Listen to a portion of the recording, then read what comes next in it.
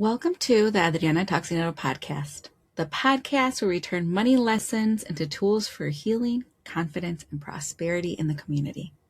I'm Adriana, your bilingual money coach, educator, entrepreneur, and proud author. Here, we honor our raíces and ancestors while building wealth for future generations. Each episode, I'll share practical tips, wealth building strategies, and real talk to help you take control of your dinero, step into abundance, and go from surviving to thriving. So this week, I want to talk about wedding planning. I am looking at my wedding website right now, and it says I'm 159 days away from my wedding. I'm starting to get excited. Before it was more of oh my God, am I going to pull this off? So if this is the first time of you hearing me getting married soon, I got engaged, I think it was August 2nd of 2024. Yeah, it's been 2 years, almost 2 years now. So we intentionally got engaged after we were together for 8 years now. We're together for 10, if I'm doing the math correctly. It's been a long day. And we did that on purpose. We really wanted to know each other first. And I'll be completely honest, I am your epitome of an independent woman. And to the point where my late grandmother and my dad always call me a cabrona because I just kind of do what I want. So I really never thought that I was going to find someone that was going to appreciate all of me, right? And it's amazing to find somebody that just embraces you for who and what you are. And Carlos has really been that. And so many times, he believes in me so much, and I thank him to pieces for that. And he lets me be my whole self. Where in every single relationship before finding him, I wasn't able to. If it was that I had to change what I really wanted or kind of sacrifice be something that I'm not, because I was also dating guys with children, and I'm not a mother, and now I have to kind of be a little bit of a stepmama, or even having to heal men. Oh, it's messy. It's messy out in the dating world, and I give props to all the women that are out there dating, and may you find your other pedacito. I don't know how else to put it, but I'm super excited, and we're getting married in Oaxaca, and it's a 2-day wedding. Traditionally, it's a whole week-long celebration, and I'm I cannot do a week. We are not doing a week. So I tied it down to 2 days, and I just want to go over the different things that he and I have done compared to what I have seen other people do, because I've had a lot of conversations with people who have gotten married or people who have been bridesmaids or maid of honors. And what they say to me every single time is Adriana, que la chingada, I've never seen such a calm bride in my life. They're when are you getting married? And when I tell them, I'm it's in September. And they're it's going to be here before I know it. And I'm yes, I know. But also I've prepared for this for a while. So the first thing I did once we got engaged was I went into, because we got engaged on a Saturday, that following Monday, I went into my HR platform where you can go ahead and change all your direct deposits. Well, I live in that platform anyway because I work in HR, but I went to my own personal profile, and I ended up putting money into a shared savings that he and I had I can't even remember what we had the shared savings account now that I'm thinking about it, but we opened up a high yield savings account together for something, and we were no longer using it. And it was just kind of sitting there with the money that was left over. And I'm like, I'm just going to put money in there. He has access to the account. I have access to the account. So we can both go ahead and do direct deposits or transfer money into it, whatever we have to. So I started putting in $265 every paycheck into the savings account. And I'm like, I got 2 years. I can go ahead and do this. And as I got like bonus checks, as my business made good money, as like I sold things, because he literally like purged our house at one point, and we sold like clothes, and like he has a pair of rims that he's like gonna go ahead and sell off this summer. And all the things that we've just kind of been selling off has just been money for the wedding. And it's things that we don't use anymore and we don't need. And we live in a small house, so like it's not like we can hang on to things very often. And I tell them all the time, like, hell, we are going to get a storage unit and pay just to have junk in there. Like, we got to get rid of it. So if it's like good quality stuff, we'll go ahead and sell it. And then that gets put to the wedding fund. So I've been saving since the day we got engaged, and he's been putting money aside, or when it's time to go ahead and pay a vendor, I'm like, you want to pay for it? You want me to pay for it? What are we doing here? So he's been also paying for a few things. We have a budget sheet like all put out, and because it is in Mexico, pues in Oaxaca specifically, we have to pay everything in cash. So either way, we were going to pay everything in cash, because I'm like, we are not going into debt for this. Like, that is not how we are going to start our beautiful marriage. So we've been paying everything in cash.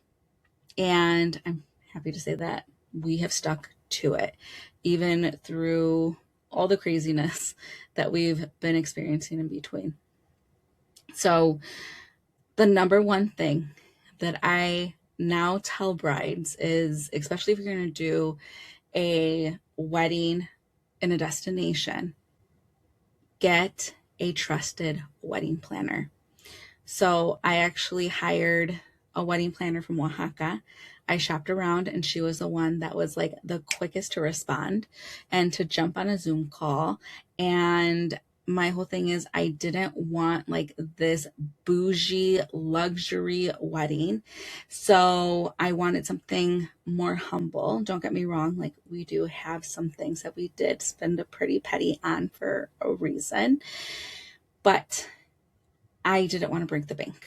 And I wanted to be very intentional to pour money back into the community that raised me, and into the indigenous communities too. So she got my vibe, I got her vibe, and we're like, okay, let's do it.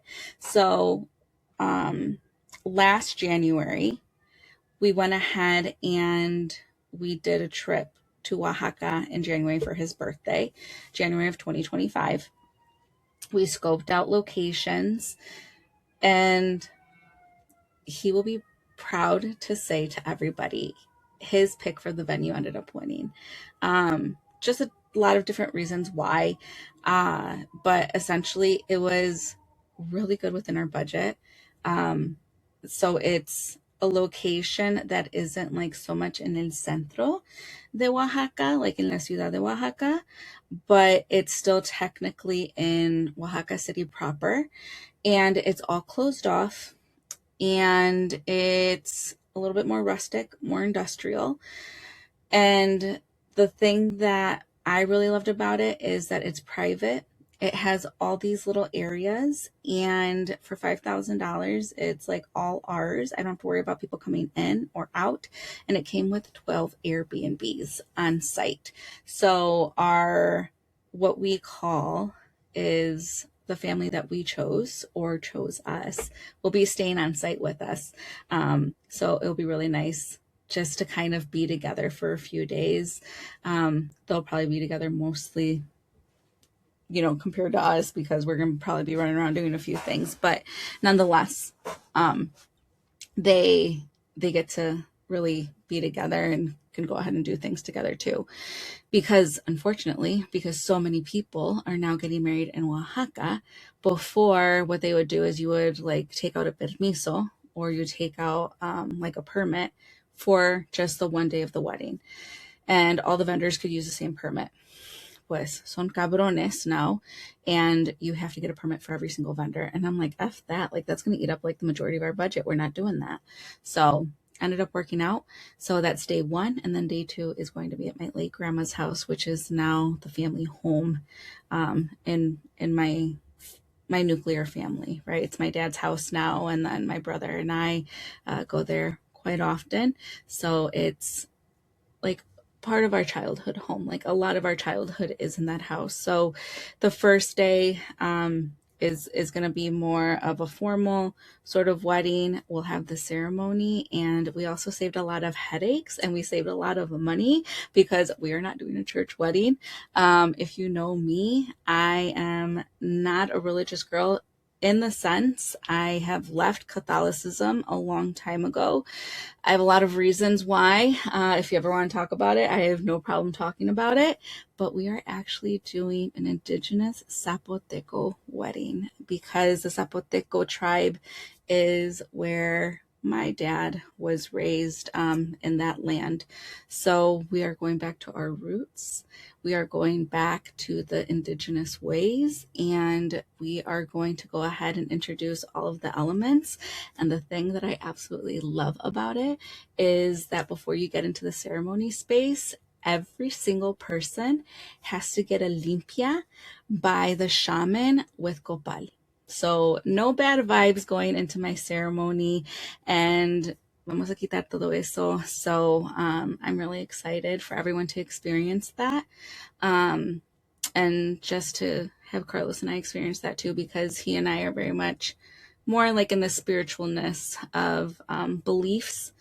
And, you know, we are very much believers in like the universe and our ancestors and spirits and things like that. So it really goes hand in hand with my belief and his as well.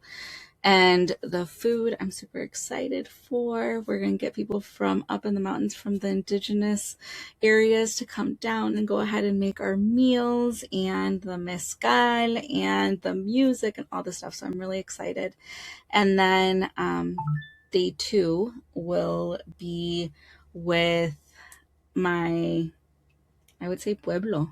So it's 120-ish people for the first day, and then the second day, it sounds like a lot, but it's gonna be anywhere between like 300 to 500 people because like the whole town comes. And we're actually gonna be the first ones in town to bring people from the United States and from other countries and other backgrounds and a very diverse group of people to come, right? Because between he and I, we have a diverse group of friends that our friends come from all different sides of Mexico. Like they have roots from different areas in Mexico or in different parts of Latin America or the Caribbean. We have a lot of friends who are Black and just of different rich, beautiful backgrounds. So to have them experience this, and then also for the pueblo to see what diversity looks like outside of the little town is going to be really special to go ahead and see. So we're having senoras from the town to go ahead and cook the food, and we're having, you know, very traditional dishes. And we're really excited to intentionally put our money into the pockets of those that look like us and the pockets of those that really need the money, which was another big piece of why we ended up deciding to get married in Oaxaca, which also it's a lot cheaper to get married in Oaxaca. So the wedding planner hired her for day one, and then I hired somebody else within the family on day two. So she's getting paid to go ahead and take care of all of that. So I said to myself, the goal for me is just to show up just like all the grooms do and just enjoy myself. And that's essentially what I'm going to go ahead and do. So wedding planner, number one. Number two, just make sure that you also know, like, what are the important things for you, right? Like, a lot of these like little chasky things, like I can care less about. Like the mirror with like the decal on it, I'm like, I'm not paying all that money for that. We're not doing a photo booth. We'd rather put that money towards something else. Um, we're not gonna do a wedding party. Like, we want everyone to show up intentionally and really enjoy it as a guest. We are going to go ahead and take on the load, and we don't want people to be paying all this extra money for like makeup and hair and these dresses and these tuxes that they're only going to wear once. Like, no, come, be merry, enjoy the love, enjoy Oaxaca when it's within itself. Yeah, we're not going to put extra pressure on people whatsoever. So we're being super intentional. Even here in the States, my wedding dress, I said from the get-go, like, I am going to pour my money for the wedding into the pockets of women, people of color, indigenous, and LGBTQ plus. And my wedding dress is actually from a bridal store here at the next town over, that is owned by a gay man. And it's actually kind of funny. That's where I got my prom dress very, very many years ago. So my senior prom, that's where I got my prom dress. And then I went back for my wedding dress. So it's a full circle moment. And because I came back, he actually gave me like real hefty discounts on it. Like, we got the dress 50% off, the veil for free, and all the things. So I'm super excited on all of that. But like, be super intentional when you're wedding planning, and you don't have to like get married right away. That was one thing that we said, we have to pay for this in cash. Like, that is a goal that we have. And let's go ahead and plan for that and not rush into it. We had a few other friends that also got engaged around the same time, or even like after we did, and they're already married. I don't know how much they spent because they ended up getting married here in the US. And I've been hearing those prices, and I'm like, shit, I am not paying $20,000 for a venue. Like, I got a venue in Oaxaca for $5,000, and it includes 12 Airbnbs. So I think I'm winning here when it comes to budgeting and spending the correct way. So I can honestly say, like, me putting money away little by little has been a huge help. Also finding really good priced things, or even just being intentional on like what we're going to have, what we're not going to have. And it's your wedding. I have already caught quite a bit of grief for us not getting married in the church. But what I have said is, for one, you're not paying for it. For two, I don't care your opinion. And for three, this is our wedding, not yours. And I'm not about to go through this whole educational thing on the reason why we are not going to go with the Catholic Church and all of the things that they have done to our people. And we're essentially very blessed and lucky to look the way we are, and we are literally the survivors of what they did to people like us. So once you start kind of going down that rabbit hole, they're like, okay, we're not even gonna like go there. And just stand your ground. It is your wedding. If you want to do a courthouse wedding, if you just want to elope, if you want to do a destination wedding, do what you need to do. And it was a little bit of a tough decision too, because we know that not all of our loved ones can go to Oaxaca to see us get married. So we're going to do like a little backyard thing for our civil wedding here, in the Chicagoland area. So that way we can have them still be present in our marriage, or at least a little piece of it. But it's something that's very near and dear to us. I've been going to Oaxaca since I've been 9 months old. And I started taking Carlos very early on in our relationship. And now he says he's Oaxaqueño. So he's an adopted Oaxaqueño now. And he's really embraced that piece of me, and he's really fallen in love with Oaxaca and the culture and all of the costumbres and just the way of life there. Like, we are starting to have conversations on what would it look like if we end up being snowbirds, or what will it look like when we retire, right? Or what does our golden years look like? So we've even been having those conversations, and it's always Oaxaca that we always go back to. So who knows, maybe at some point, sooner rather than later, we'll be living between both of these beautiful worlds that we've created for ourselves. So just be intentional, do you, don't listen to anyone's opinions, is what I can really say. And find someone, and what I mean by find someone, like find a wedding planner that will advocate for your behalf. I think what has really worked for Carlos and I is that we kind of kept everyone out of it. Like, we have just said, like, this is what it is, this is what we want, and that's it. And I think a big piece of that too is that we haven't asked anyone to financially support our wedding either, which has been a huge thing. And I'm very proud of the both of us to go ahead and do that. And we already had like our save the date sent out like right as we got married. I'm sorry, right when we got engaged. And then we ended up doing, they call it save the date session, but it's essentially just kind of like pre-wedding pictures session. And I love how they turned out. We put them on our website, we put them on our invites.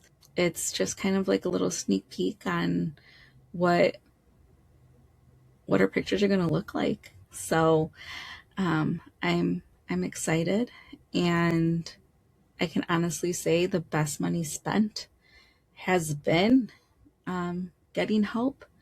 And it's so hard as a Latina sometimes, especially like eldest daughter, first gen, to say like, yeah, I am spending a nice chunk of change on a wedding planner because I need the help and because I don't want to do it all by myself. So I've been super grateful on that. And, I've heard horror stories on people having destination weddings and just it not working out, or they show up and someone stole all their money. But make sure you do a few trips back and forth. I don't know how some of her other clients do it, where they just go through video, because I'm very much of like, I need to feel the space. I need to be in the space. I need to like use all my senses in order to say, yeah, this is it. And that has been with everything, with food, with the table setting, with the flowers, with the location, with me trying on wedding dresses. And I say wedding dresses because it's 2 days. So it's been a journey, and it's 159 days till the big day, or big days since it's 2 days. And it's been amazing to hear our guests. Like, I feel sometimes they're more excited than we are, because they are going to experience something that they might not experience ever again. And the thing about Carlos and I is that we're all about experiences, and we're all about, the intentional sort of feel behind it.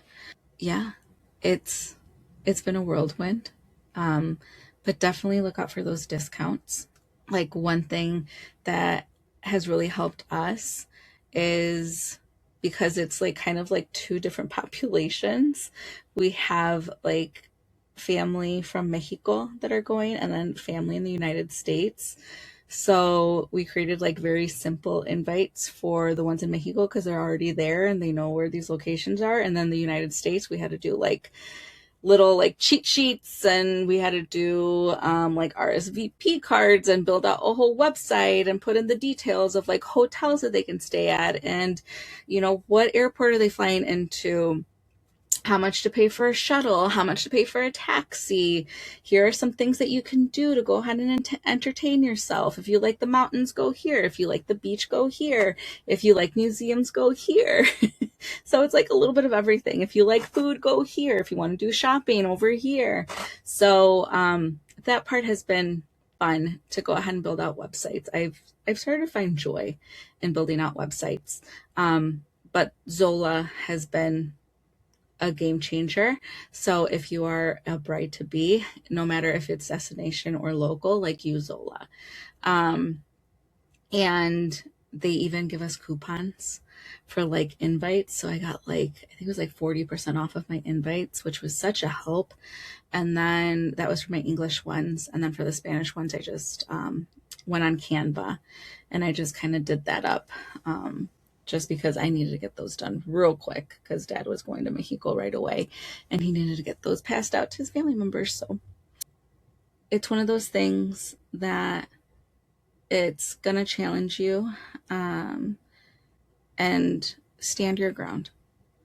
Stand your ground. Make sure that you understand what's important for you and the groom, and find someone outside of your family that can advocate for you, or just be on your side. Sometimes we need that.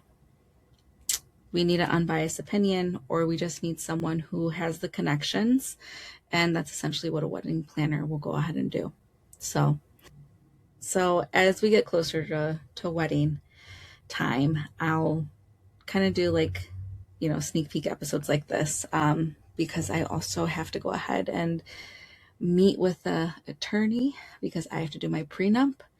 And there's going to be more conversations between Carlos and I around finances and what does insurance look like, and, what does his and hers look like, and what are we going to do now, because he's coming into a marriage with property, I'm coming into a marriage with property, life insurance stuff, and all of that. So as we go through our journey, I'm going to bring you along, but I just wanted to go ahead and share that aspect of it, because I know wedding season is coming, and I'm very grateful for my village and my tribe, and of course Carlos and my family, because we're gonna have a really special experience with all of this. And I'm starting to get in like the nitty gritty of my girlfriends are like bachelorette party, bridal shower, like what are we doing?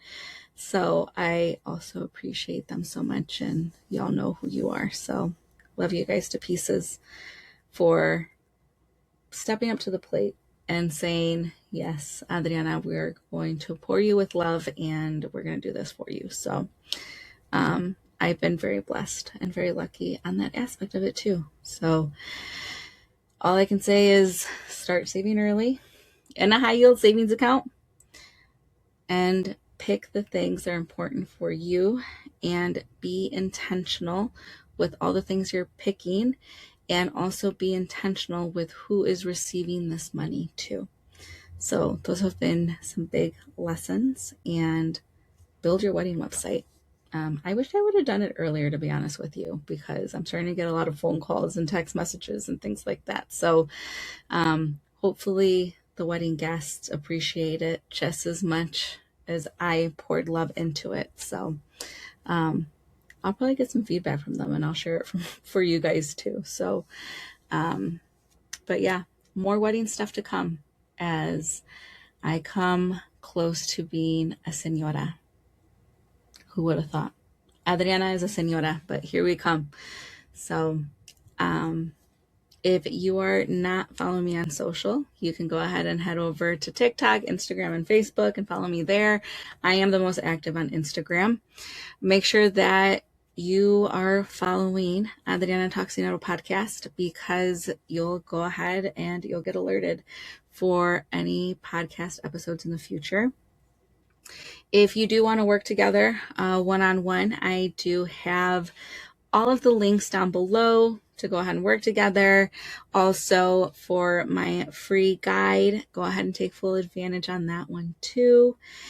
And make sure that you share this episode with any of your 2026, 2027, and even the 2028 brides, because sometimes they just need to hear it from someone that is currently going through it, especially as Latinas, first gen, oldest daughters.